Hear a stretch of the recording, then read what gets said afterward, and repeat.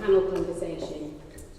Tonight we're talking about poverty and justice. When we put the topics together for this panel, we knew that poverty and justice were going to be really relevant. They're always relevant in our town. But I have to say, we had no idea quite how relevant this subject was going to be tonight. And it is a subject that is close to our heart as we serve Huddersfield. So we're really excited to welcome our panellists to talk about this tonight. And I would encourage you, as you listen, ask your questions. We've got experts in the room. Ask your questions. For those of you who don't know me, my name is Reverend Amanda. I'm the Assistant Curate here at St Peter's, and the facilities, for those of you who don't know, are at the back. So the toilets are at the back, turn that way, and there are refreshments at the end. So do stay and have a chat and a drink with us after we've done. Let me introduce our panellists. So we have Pete. Pete Woodcock is a lecturer at Huddersfield University. Pete was born in Cornwall but brought up in Hampshire and studied politics at the London School of Economics and Southampton University. He's currently head of the Division of Social Sciences at the University of Huddersfield, where he teaches political theory. His latest book is called Political Theory: A Beginner's Guide. When not working, he is coach of the Lecton Highlanders under-9s second 11.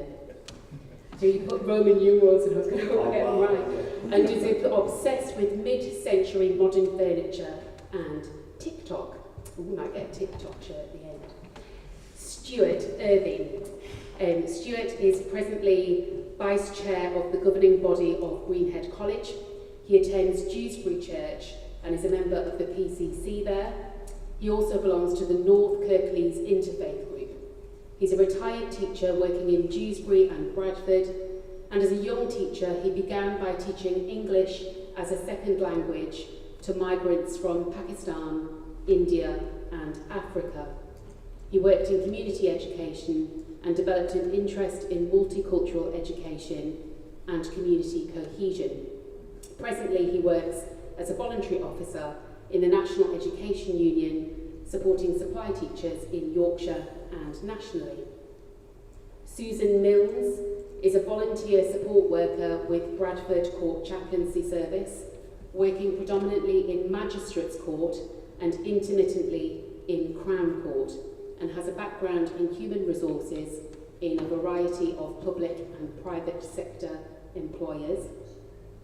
And Paul Bridges has worked in the voluntary sector for over 30 years in areas such as volunteering, mediation and social enterprise. He's a Methodist local preacher, has previously been a commissioner for the Church's Regional Commission in Yorkshire and Humber, and is currently a trustee of third sector leaders in Kirklees. Paul is the Chief Executive at Huddersfield Mission, which provides a wide range of support to individuals and communities across Huddersfield, but is speaking in a personal capacity this evening. So let's welcome our panellists.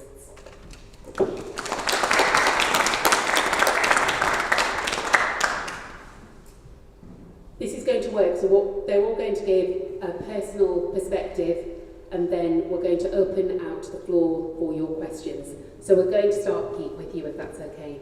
Certainly, so lovely to be here. I should say my colleagues here will probably have a far more practical input. I'm a university lecturer, and I'm minded of that old statement that sleep talkers are people who sleep in their sleep. University lecturers are people who speak in other people's sleep.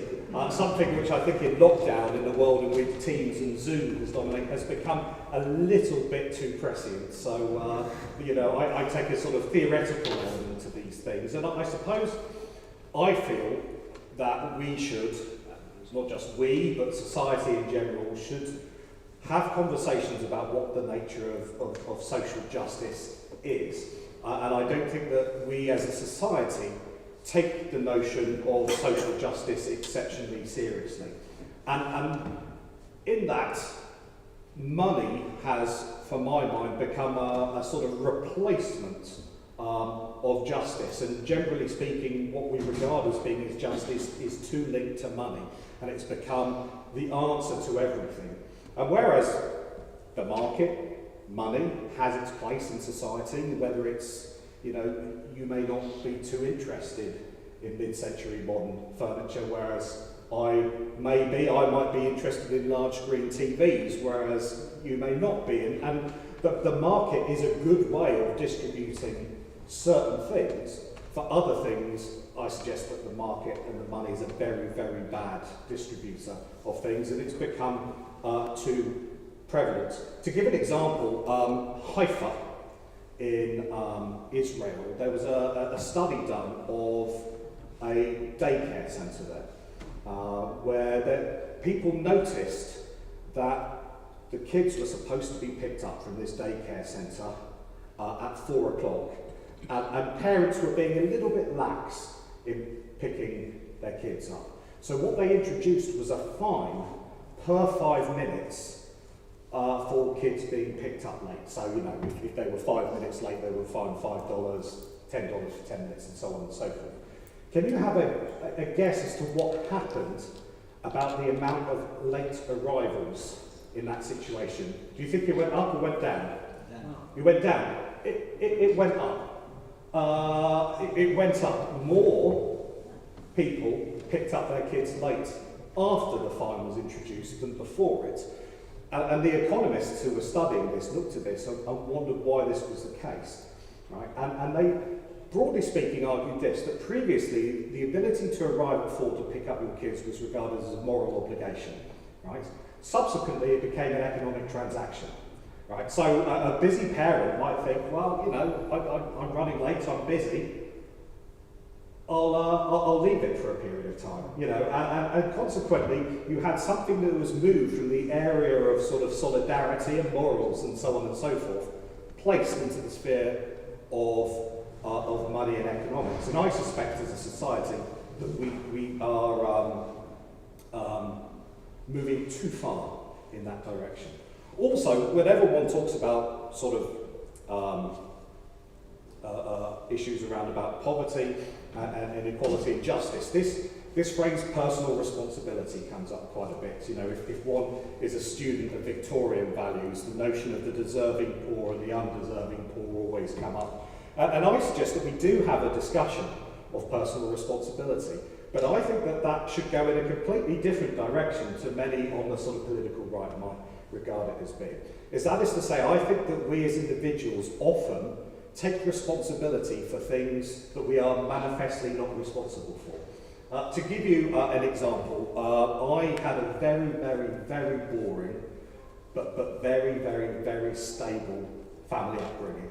My father was a primary school head teacher, there were books everywhere, any extracurricular activity that I wanted to do was paid for and lifts were proffered, and so on and so forth. And so currently I move through into a sort of nicely middle class profession in a perfectly comfortable way off. I think that I need to reflect on precisely how much of that I'm responsible for. And conversely, therefore, how much people growing up in poverty are not really responsible for the condition that they find themselves in. I joked earlier on about university students sleeping in my online lectures, right? But if we can imagine education during the lockdown, whereby I've got 2 kids and a whole host of computer issues, broadly speaking, reliable broadband, and they coped all right.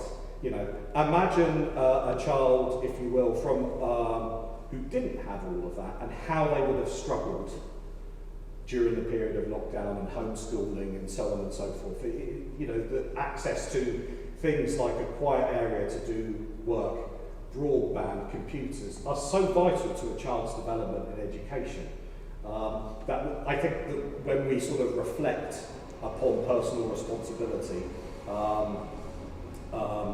we go too far. And finally, and I need to, all right, okay, very, very finally, of course, one of the problems that people will often suggest when we call for a discussion around about social responsibility is the divisions that exist within society. You know, we live in a pluralised society where there are lots of different concepts of the good, and how can we possibly, some people might argue, agree on a concept of social justice?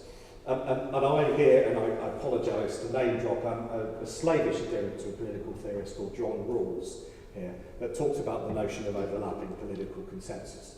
That you shouldn't spend too much time talking about the big issues, but notice that people who disagree on the nature of God, the nature of the good life, can actually agree on principles of justice therein.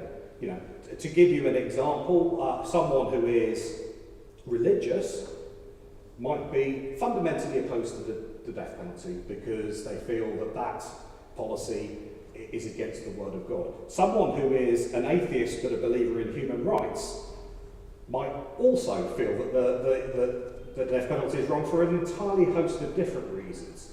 A communist who disagrees on the notion of human rights might also be against it for a whole host of different reasons. So I suggest that, and I hope that discussions like this are a good first step, we sort of put aside those big issues from time to time and focus on those principles which we overlap on and move towards a concept of justice. Was I over my 7 minutes? I do apologise. I told you I'm not a very good facilitator because I'm a bit soft. Stuart. Hi, I'm sat here looking at it as I look around, and we've got this is the Royal Arms, or the Huddersfield insignia, which is symbols of the lion and the unicorn, justice and defence. And I'm looking up at some stained glass, I think of Jesus carrying the cross, is that correct, yeah? And the question of justice. So the idea of poverty and justice, two together, is fascinating. So I thought I would just offer you some reflections on my life. Because as some of us get older, and we reflect upon our lives and what's driven us or what hasn't driven us, it's very often our life experiences. So I think my first, looking back, awareness of poverty was when I was about 11 in a mining community in the northeast of England, between Sunderland and Durham, and they were closing the pits.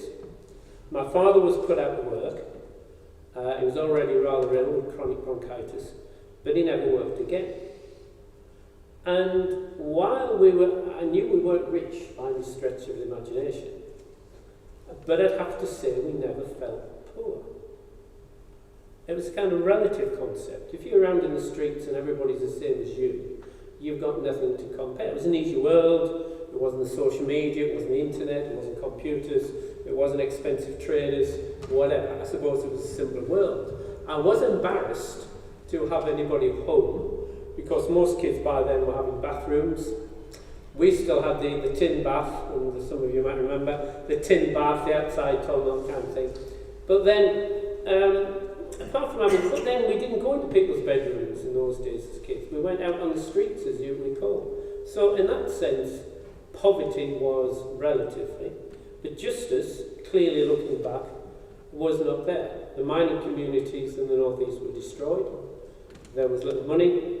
There was no replacement for the work. There was very little help. We were better off, I suppose, than others. We lived in Grandad's house.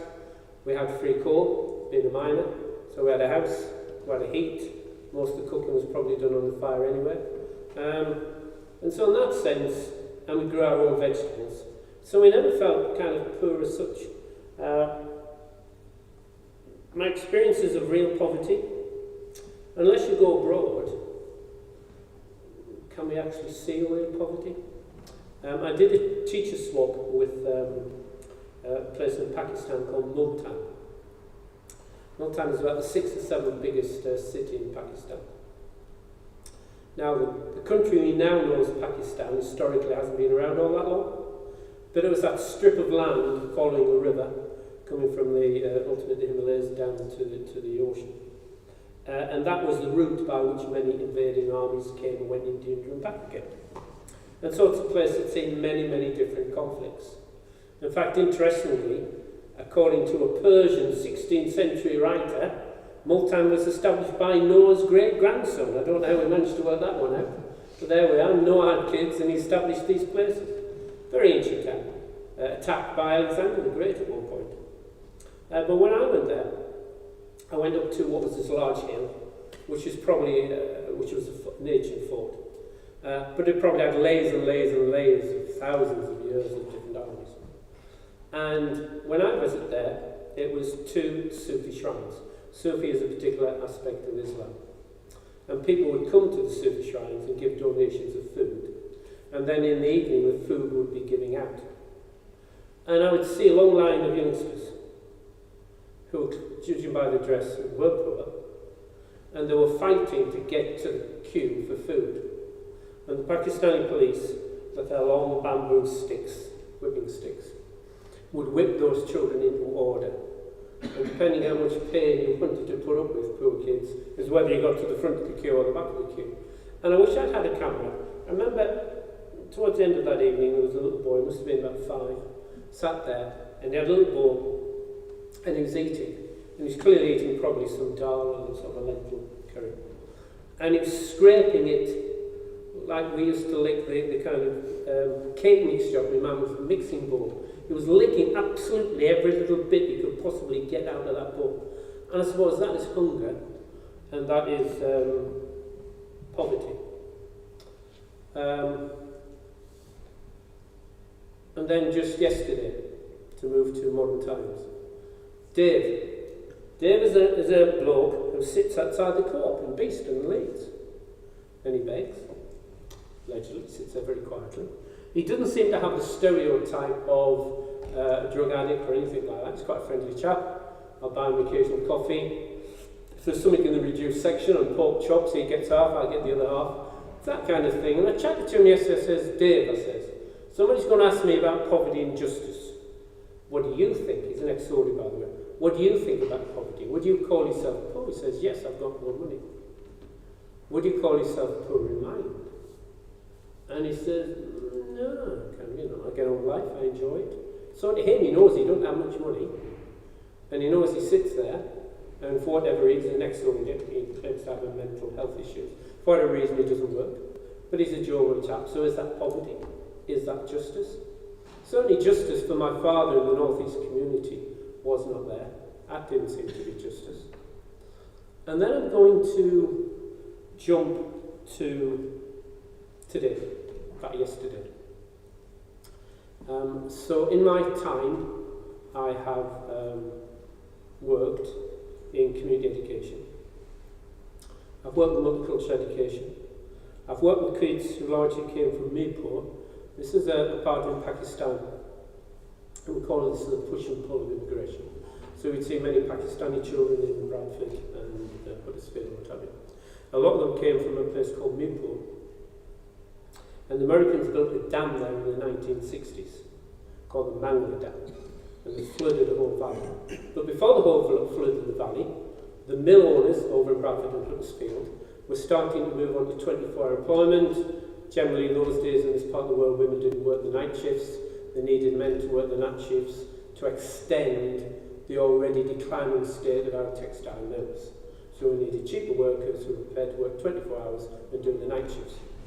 And so the mills went across to Multan, stuck up big signs, come to Huddersfield or Bradford and earn £1,000 a week or something. Yeah. They might, they forgot to tell you, it might take you 990 quid to live in Huddersfield, but whatever. The signs would go up, the money looked good, people come over, and we had immigration. They were generally poor subsistence farmers, some were richer than others. They were poor, and I worked with that community as a young teacher.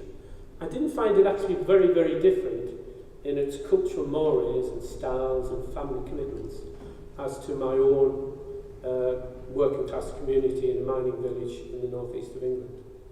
But then I jumped to today. How are we doing for time? Sue. Good, Sue. I represent now, as a retired teacher, a group of people called supply teachers. And everybody thinks that supply teachers are teachers and professionals, and you go in and you get your money and everything will be all right. Not so. I'll tell you the story of a gentleman. I had to try and help it yesterday. He has worked 6 years for the local authority. I'm in local authority, in Croydon. That was special needs service. And that's split into various sections. So one section is for home tutoring. So these are kids for one reason or another are at home, either homeless, or through exclusions and need education at home. And for 6 years, he has worked for the same service delivering that work. Yeah?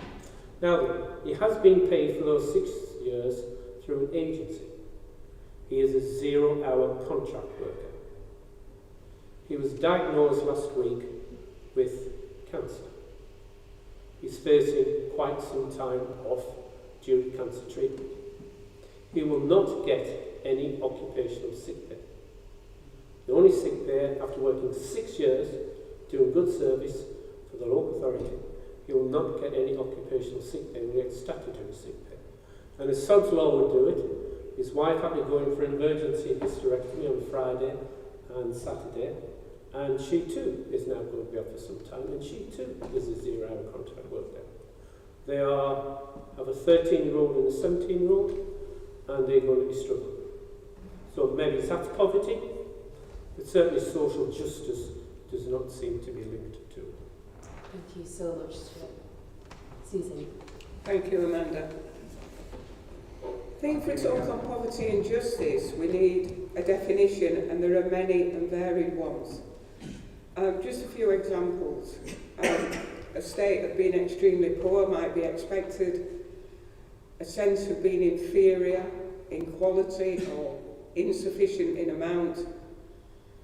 Or a state where someone lacks the usual or socially acceptable amount of money or material possessions.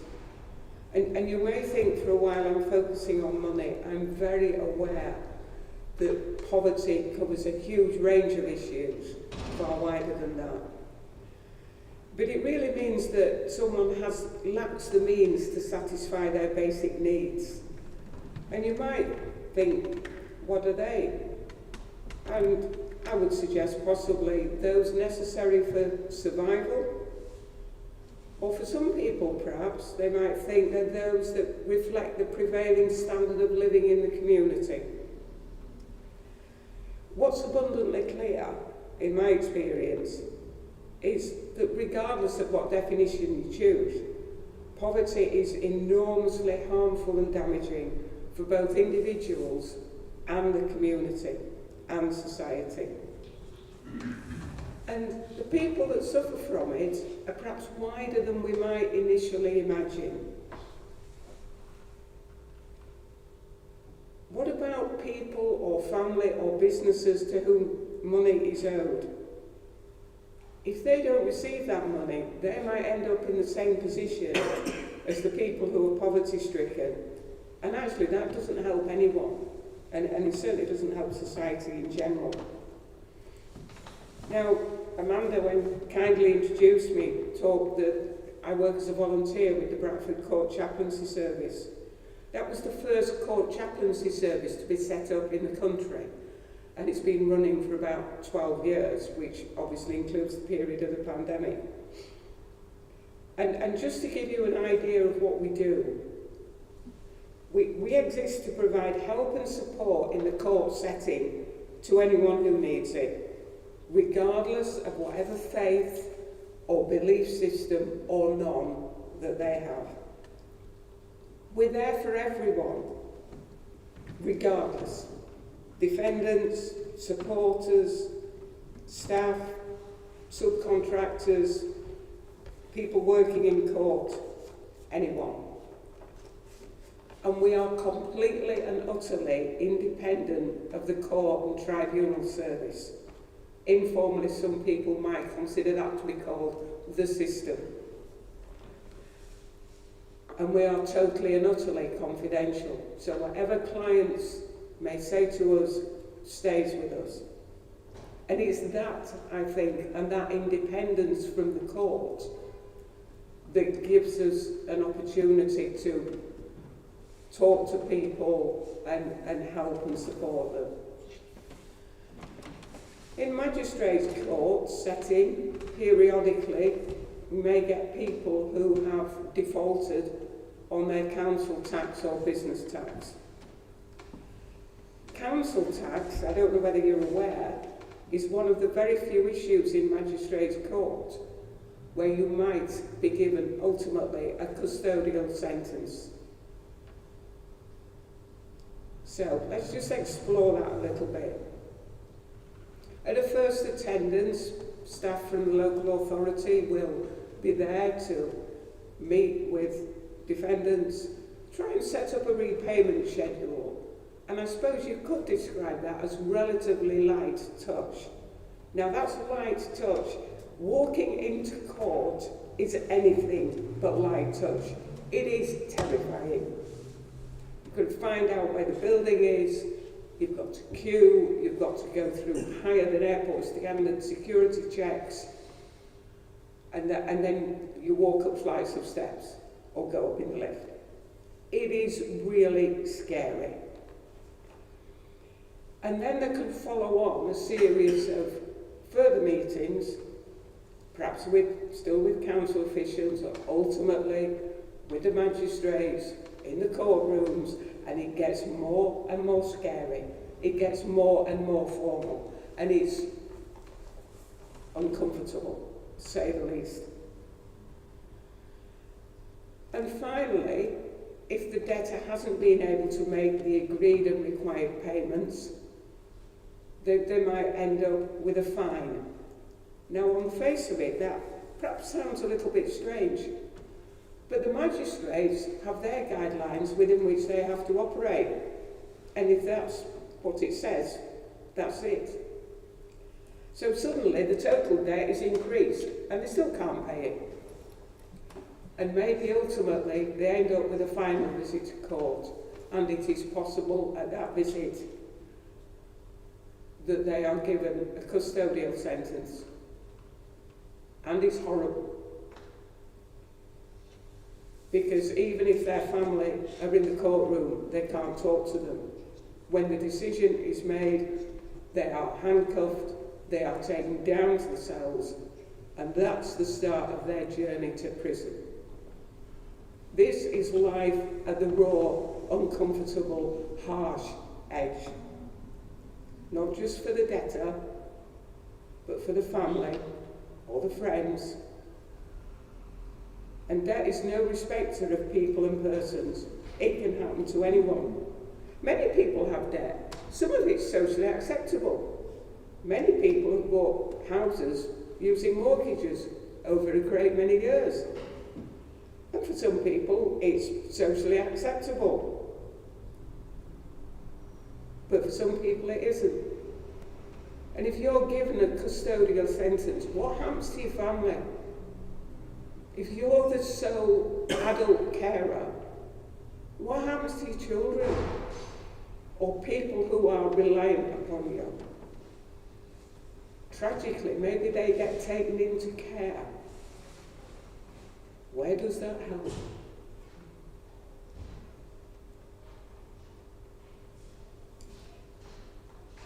Bear with me a moment. It's desperate. It really is. And it doesn't matter. People get into debt for all sorts of reasons. Bad luck. You know, gambling debt, financial mismanagement. The impact's the same for everybody. It's terrible and it's terrifying. People can find themselves in that situation regardless of their station in life. And some people, you know, perhaps those whom society believes are marginalised or looked down on. Perhaps sometimes people suffering maybe with mental health issues or disability or ex-offenders. To express it differently, think about those who have never experienced any real emotional security. Unconditional love is something completely beyond their knowledge or experience. So where to justice? Because the magistrates are contained by the court sentencing guidelines. So justice for whom? Justice by whom? What should society expect as justice? And finally, and this is one for you to think about when Paul's talking, is there any difference between justice and Christian justice? Thank you, Amanda. Thank you, Susan. Paul. Evening, everyone. I think in my few minutes I want to explore the relationship that I believe exists between poverty and social justice, or more accurately, social injustice. But like any good local Methodist preacher, I'm going to start with a story. About 40 years ago now, I, with my brother and my sister, had to queue up every morning break to receive my daily free school meal ticket. The queue was in the main foyer of our large school, so everyone knew who the free school meal kids were. And the queue was long enough that if you did not get to the queue quickly enough, you would spend your entire break time queuing up for your free school meal ticket. I can still, 40 years later, feel and recall the shame and the stigma I felt to be part of that system, or more accurately, to be put in that system. A system that, while supporting me, also made me stand out. Today, I believe similar systems still exist that mean that people experiencing poverty all too often also experience stigma and have shame put upon them. And this, for me, is an issue of social justice. These systems include, I suggest, the way that the media and politicians particularly talk about hard-working families, a phrase which I think is designed, of course, to suggest that poverty is only related to unemployment, when in fact recent research from, amongst others, the Institute for Public Policy Research suggests that the majority of people living in poverty now are in working households, i.e. a household where there is one person working. So it is a myth that poverty and work are connected in that way. That's just one example. Gandhi was once asked what he thought of Western civilization, and he reportedly replied, "I think it would be a very good idea." And I think that when we think of the systems that stigmatise people today, I'm not sure that much has changed. Poverty, for me, is both a symptom and a cause of social injustice. And I want to spend a bit of time exploring some of those relationships. The problem with poverty, strangely, is that it affects the poor the most. And more specifically, it affects the poor disproportionately. At this current time, we're all experiencing the cost of living crisis. But for people on low incomes, the increase in utility bills, food and basic necessities is not simply an inconvenience, but a real everyday struggle. This is because if you're on low incomes, the choices you have when prices rise are significantly reduced. I can choose not to go on my holiday. I can choose to have a lower brand of something. I can choose not to have that pint of beer. But if people on low incomes, there is no extra to cut. So people face the heat and eat dilemma. And if anyone is thinking that that is a media myth, then please think again. We see this every day at the mission across the way. And we have always supported people who, due to a life crisis, and we heard a couple of examples of these things, who are struggling to meet extra costs. The fridge breaks, the new flat has no furniture, for example. But increasingly, we are seeing people who are simply struggling to meet normal, everyday needs. In my view, this means that poverty has become an issue of justice. But there are more examples. Incomes for the poor are often very slow to respond to price inflation. Benefits increases, if they happen at all, happen only once a year, but prices are rising all of the time, and currently at an increasingly rapid rate. Inflation is not uniform, and indeed if you follow her on Twitter, if you've seen the work of Jack Monroe, she has shown that the variance in inflation affects the poor more, really quite significantly. The practices of big businesses in the face of rising costs has been to not only raise prices, but to withdraw cheaper ranges of goods. So this means that people on lower incomes are not only paying more, but having to buy a more expensive range. And in effect, this can mean inflation rates of well over 100%. And she's given dozens of examples of different types of food where this is the case. The phrase the poverty premium is worth reminding us all here, that those on low incomes often have to pay more for the same.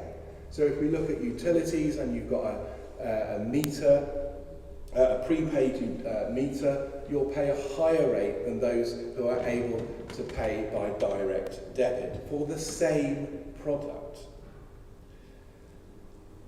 If you're poor, you're more likely to be renting. And if you're renting, you won't have a choice about whether you have a prepayment or a billed utility. Being poor also limits your choices in other areas too. I was at a meeting only today where I heard of the additional pressures that people on benefits face in finding private rented housing. We all know that our housing market is broken. There is simply not enough social housing to meet demand. But I perhaps wasn't quite so aware, I'm not a housing specialist, but most private housing, privately owned rented housing, is not available for people on benefits. Why? Because private landlords can charge higher rates for people who are not receiving their rent through the benefits system. So this means that if you are getting on benefits, you have less choice of housing, because most of the supply won't even let you look at it. And there simply isn't enough of the social housing left. Yet again, people on lower incomes have less money and less choice. And finally, I want to highlight the fact that for so many interventions, it seems to me that are aimed at mitigating the cost of living, they either don't help those on the lowest incomes, or they inappropriately help those that don't really need the support.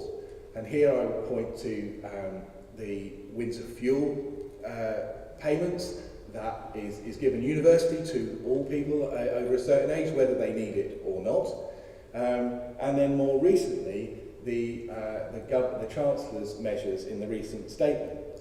You'll have noticed that he gave a wide range of apparent tax cuts, and also thresholds were increased in various taxes, all of which had some effect on putting more money in the pockets of people like you and me. And we then get to choose.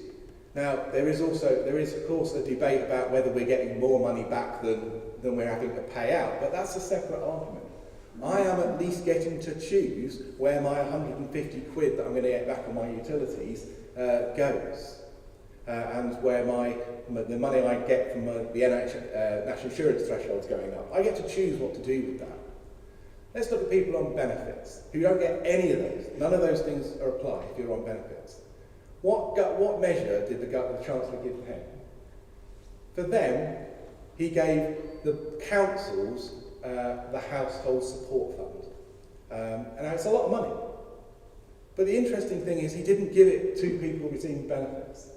This measure has to be mediated via the local authority. The local authority is going to get to decide whether you are poor enough to get this. You've got to know about it and apply, and then somebody else is going to get to decide.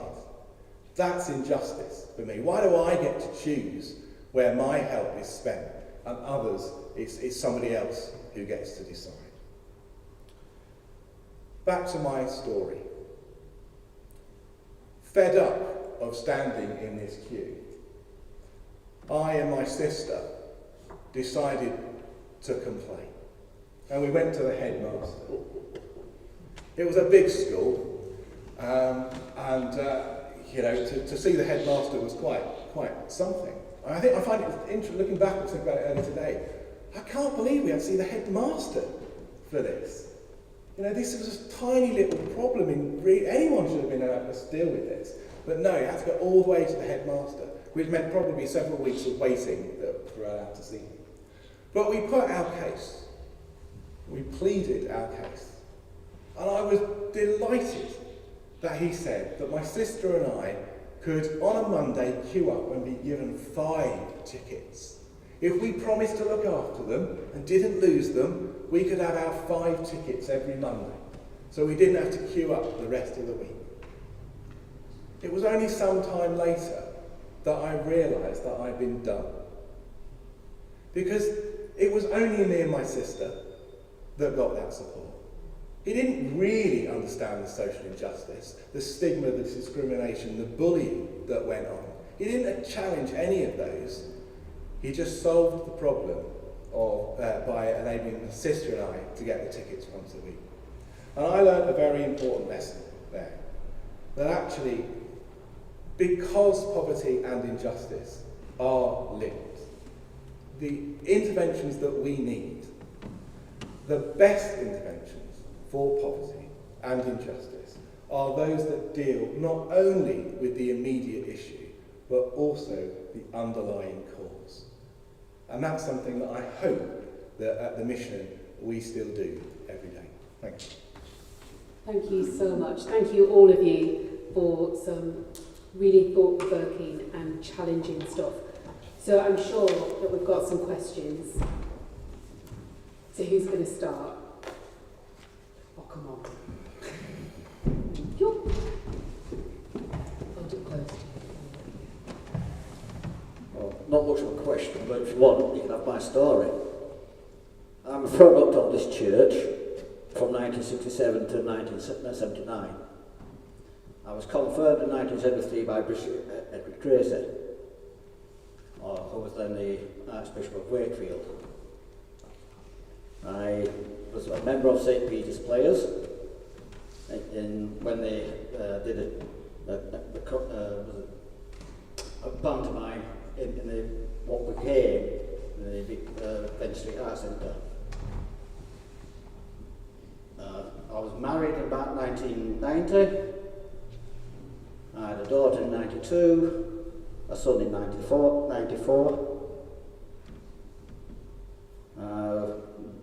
I was then went through a divorce in about, what would that be, 2002.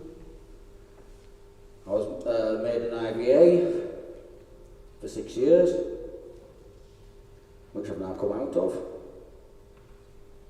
And in 2001, I was made redundant from Hopkins Valve Manufacturers,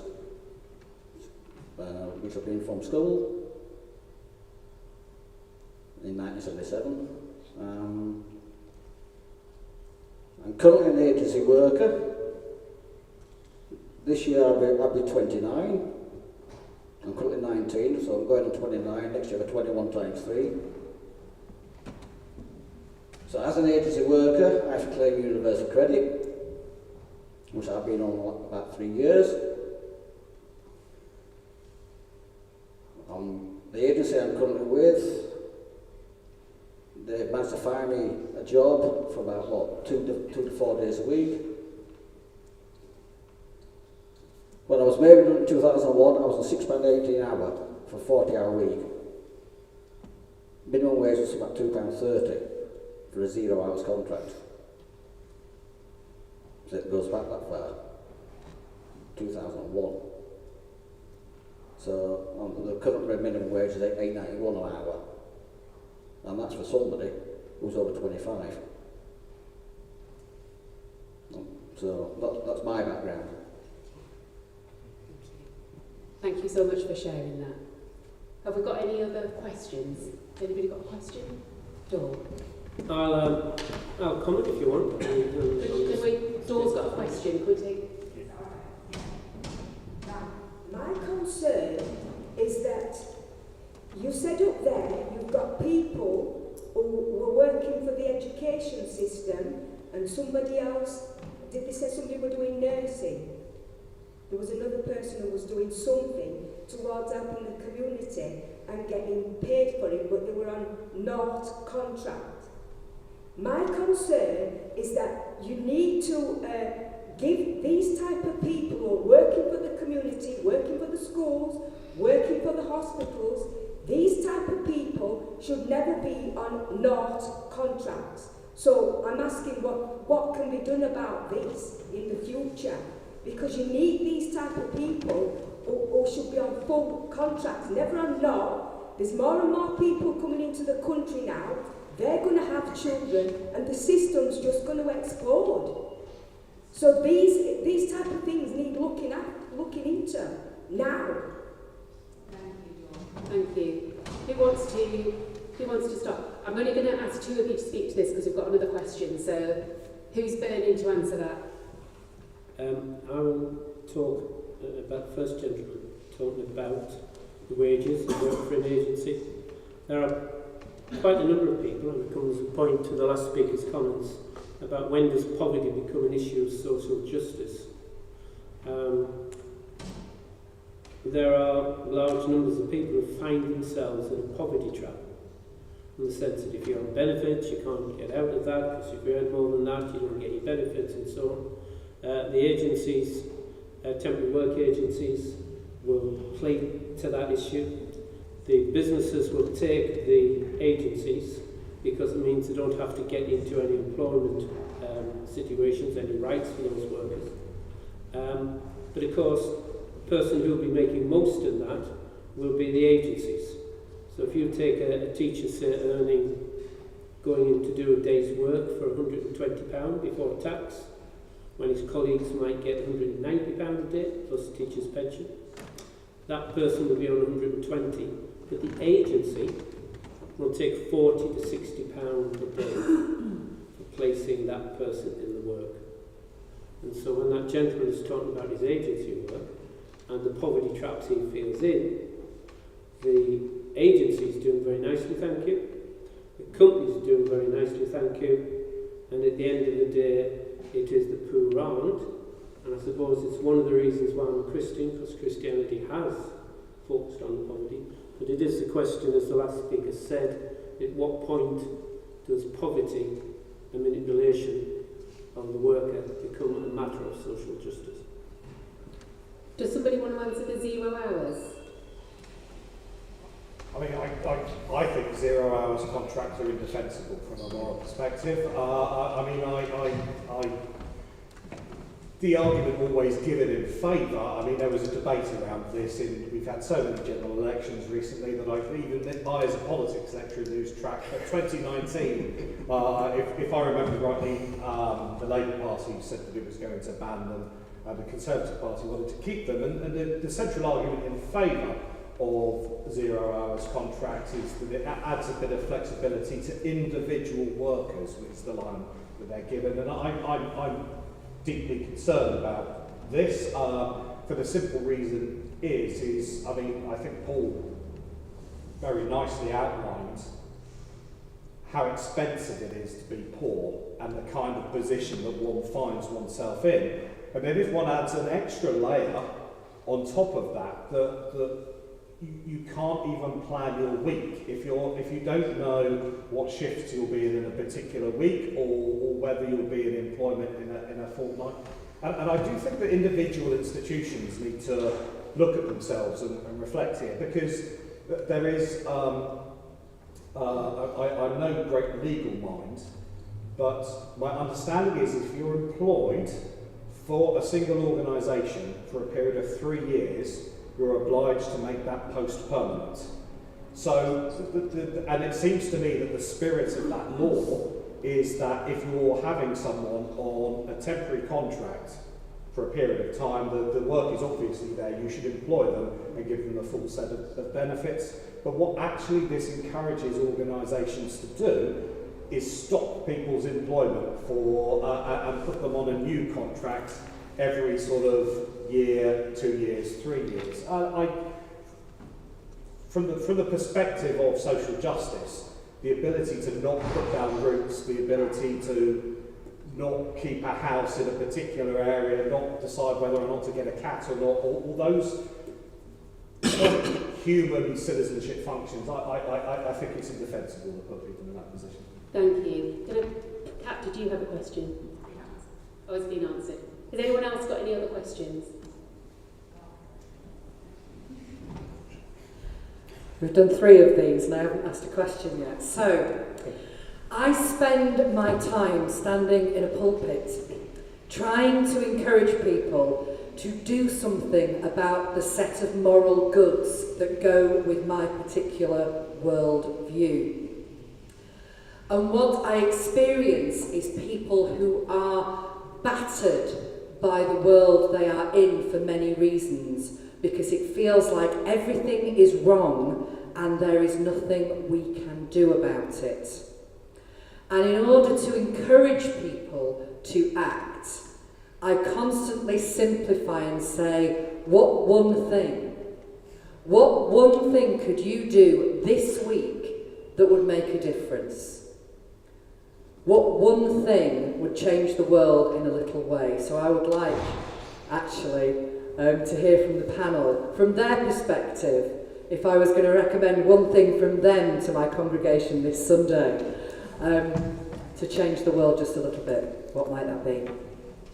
I'll take up your challenge. So that we can get through it, so that we can get through some more questions. Sorry, and go be ahead, succinct. So, Paul, you go first. One thing. So my good friend Ellie is the chief exec at the Welcome Centre, and I joke with Ellie about something that they should do, which is that every time someone donates to the food bank, the Welcome Centre, or every time that you donate to a food bank, or you give money to a charity, I think that the food bank, or indeed any charity, should give that person a postcard that is written to their MP that says, "Dear MP, I've just had to donate to a food bank. Why?"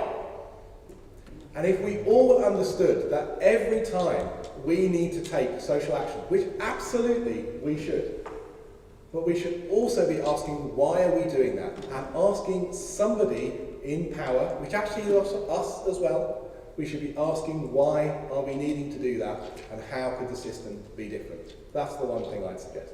Susan. I think Paul's right. It's directed at the people in power. And for me, it would be review the sentencing guidelines.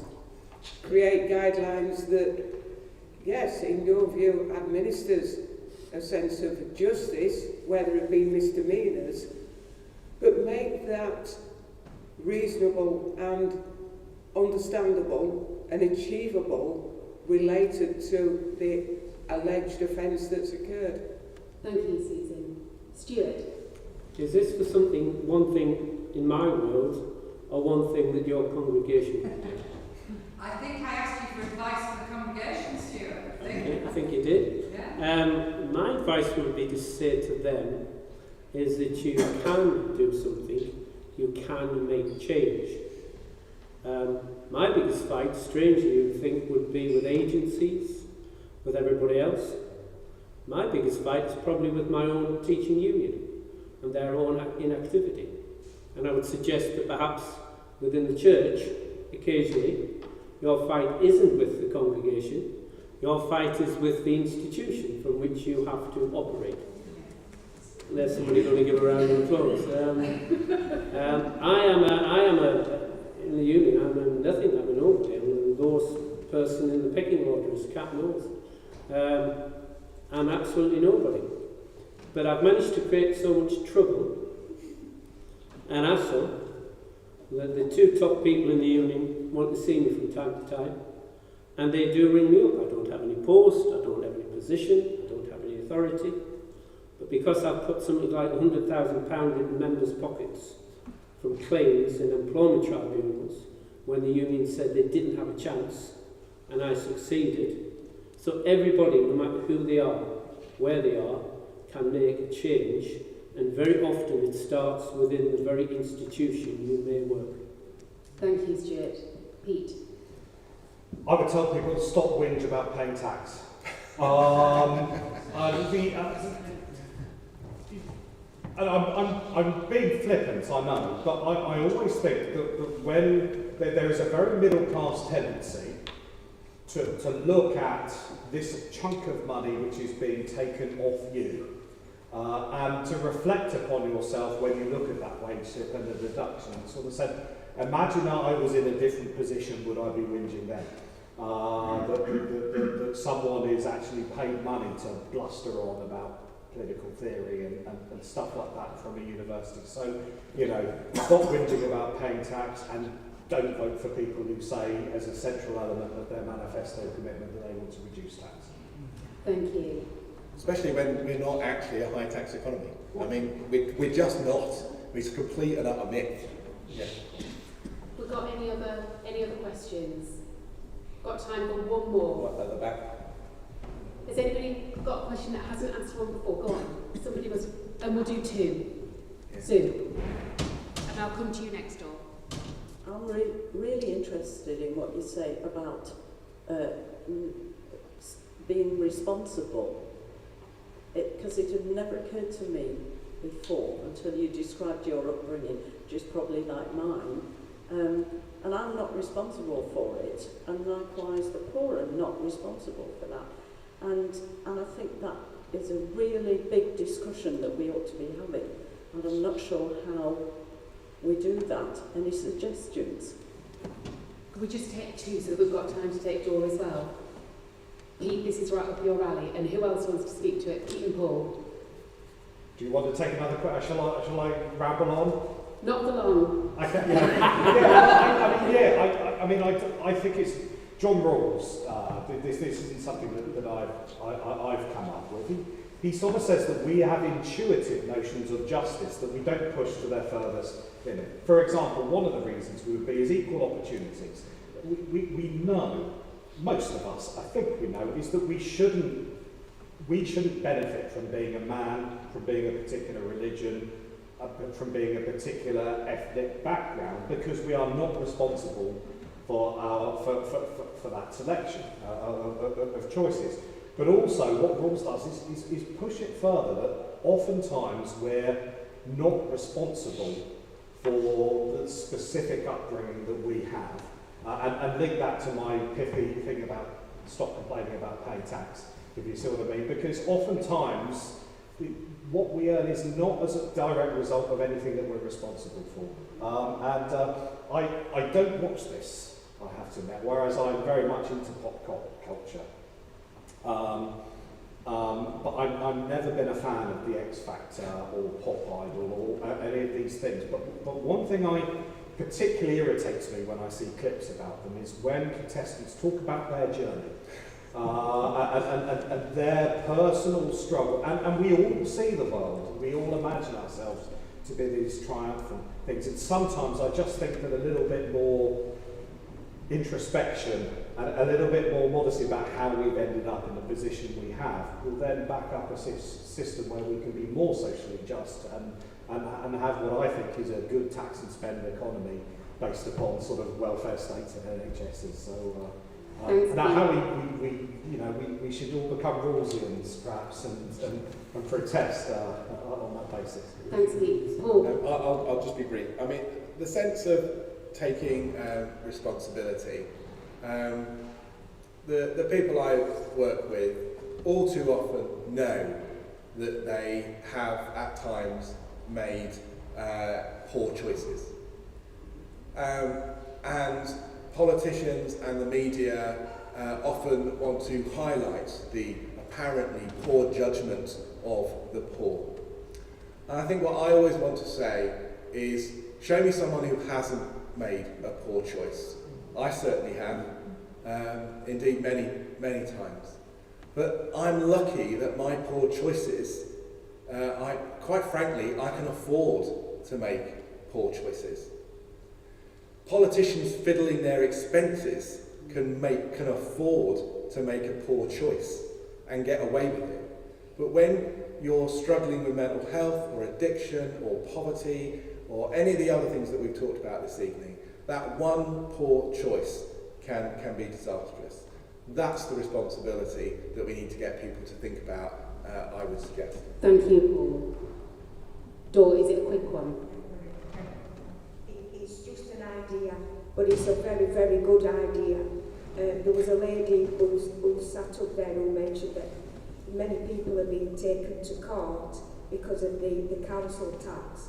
Now, the people who are being taken to court are the ones who are unemployed, universal credit. I'm just wondering if there could be a change where they actually take out the money for the council tax in order those who's unemployed, that it could be taken out first of all before they get it, because it would save a lot of problems that they have to go to court in the future, because you know it's going to happen again and again and again. Susan, do you want to make a really quick response to that, and then we will have to finish? Well, that is one that requires a political decision. But, you know, where there are court fines, those can be deducted directly from benefits, which just makes the situation more and more difficult for the person who's been the defendant. But yes, it's a fair point that you make, thank you. I can answer that one. If they did so, they wouldn't have any money for any food. Thank you, thank you. Right, can I encourage you, if you're still burning with questions, grab the panel at the end. Don't let them drink coffee. Grab them and chat.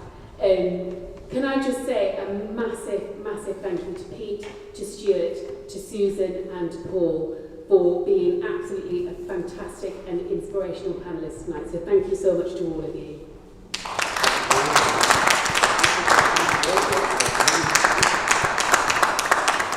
Do talk to them and do stay and have. There's tea and coffee and cake at the back, so do stay. And thank you so much for joining in and participating tonight.